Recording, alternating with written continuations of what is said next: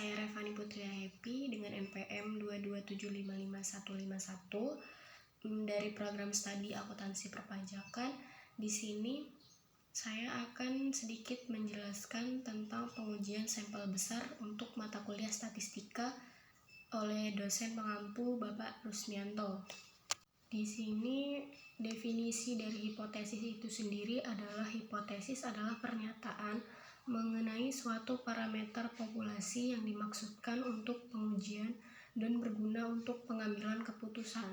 Sedangkan pengujian hipotesis adalah prosedur yang didasarkan pada bukti sampel yang dipakai untuk menentukan apakah hipotesis tersebut merupakan suatu pernyataan yang wajar dan oleh karenanya tidak ditolak, atau hipotesis tersebut tidak wajar dan oleh karena itu harus ditolak.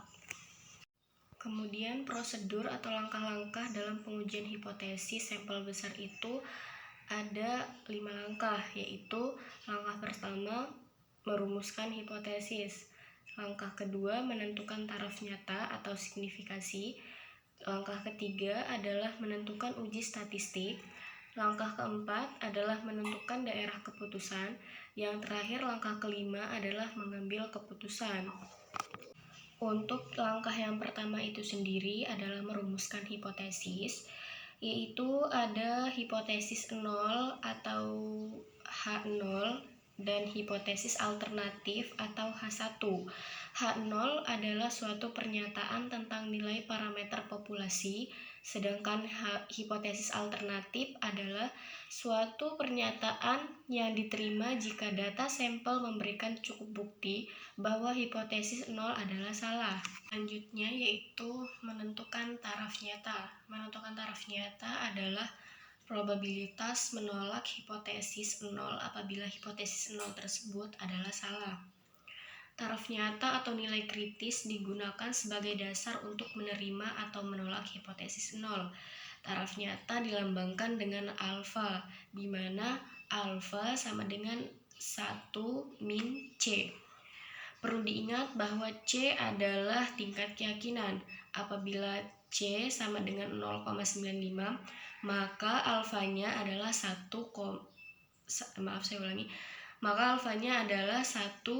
dikurang 0,95 sama dengan 0,5. Semakin besar nilai C, maka semakin kecil nilai alfanya. Besar kecilnya nilai alfa bergantung pada berapa besarnya tingkat keyakinan yang menyebabkan resiko dapat diterima. Semakin besar tingkat keyakinan dan semakin kecil taraf nyata, maka akan semakin baik. Kebiasaan umum yang dipakai untuk dunia kedokteran dan teknik selanjutnya yaitu menentukan taraf nyata. Menentukan taraf nyata adalah probabilitas menolak hipotesis 0 apabila hipotesis 0 tersebut adalah salah. Taraf nyata atau nilai kritis digunakan sebagai dasar untuk menerima atau menolak hipotesis 0. Taraf nyata dilambangkan dengan alfa, di mana alfa sama dengan 1 min C. Perlu diingat bahwa C adalah tingkat keyakinan.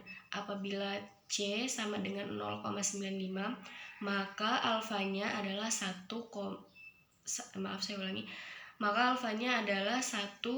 dikurang 0,95 sama dengan 0,5. Semakin besar nilai C, maka semakin kecil nilai alfanya. Besar kecilnya nilai alfa bergantung pada berapa besarnya tingkat keyakinan yang menyebabkan resiko dapat diterima. Semakin besar tingkat keyakinan dan semakin kecil taraf nyata, maka akan semakin baik. Kemudian lanjut untuk langkah yang ketiga, yaitu menentukan uji statistik. Uji statistik adalah suatu nilai yang diperoleh dari sampel dan dapat digunakan untuk memutuskan apakah akan diterima atau menolak hipotesis tersebut. Kemudian untuk menentukan uji statistik, kita menggunakan rumus nilai Z, yaitu dirumuskan dengan Z sama dengan X bar dikurangi mu, kemudian dibagi dengan SX, di mana X bar adalah rata-rata hitung sampel, sedangkan mu adalah rata-rata hitung populasi, dan SX adalah standar error sampel, di mana Sx adalah sigma dibagi dengan akar N apabila standar deviasi populasinya diketahui. Sedangkan jika tidak diketahui adalah Xx sama dengan S dibagi akar N. Langkah yang keempat adalah menentukan daerah keputusan. Menentukan daerah keputusan merupakan pernyataan mengenai kondisi di mana hipotesis 0 ditolak ataukah diterima.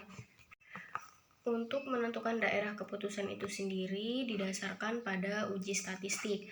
Apabila uji statistik Z, maka daerah keputusan juga menggunakan nilai Z yang diperoleh dari taraf nyata. Nilai Z yang diperoleh dari taraf nyata disebut nilai kritis.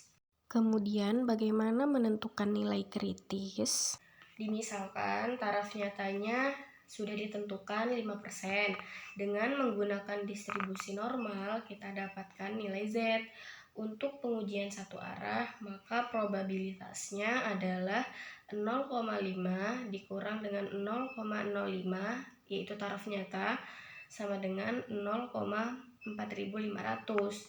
Kemudian kita mencari nilai Z dengan probabilitas 0,4800 dan didapatkannya nilai Z yaitu 1,65.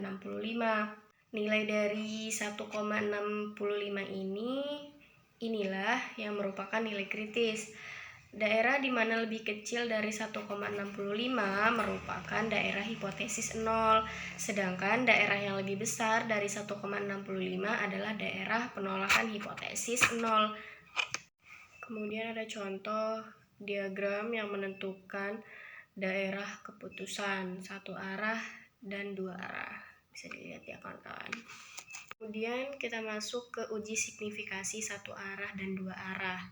Yang pertama, pengujian satu arah adalah daerah penolakan H0 hanya satu, yaitu terletak di ekor sebelah kanankah atau ekor sebelah kiri saja. Karena hanya satu daerah penolakan, berarti luas daerah penolakan tersebut sebesar taraf nyata, yaitu alfa. Dan untuk nilai kritisnya biasa ditulis dengan ZA. Kemudian kalau ada pengujian satu arah, nggak mungkin dong nggak ada pengujian dua arah. Pengujian dua arah adalah daerah penolakan H0-nya ada dua daerah, yaitu terletak di ekor sebelah kanan dan sebelah kiri. Karena mempunyai dua daerah, maka masing-masing daerah mempunyai luas setengah dari taraf nyata yang dilambangkan dengan setengah alfa.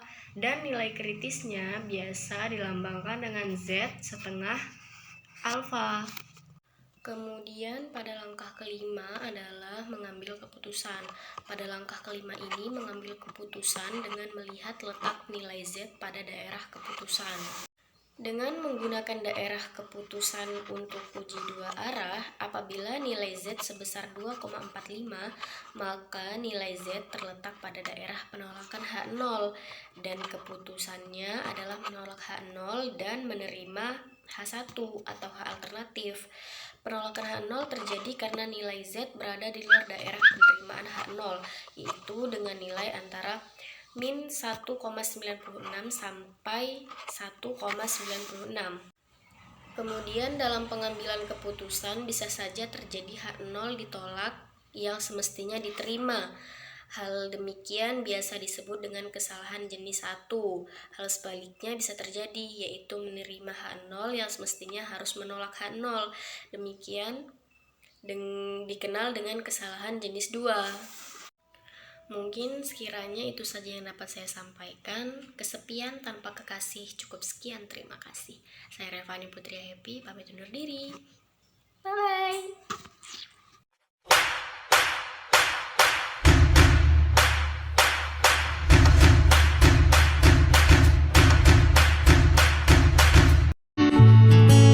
Terima kasih atas segala rasa pada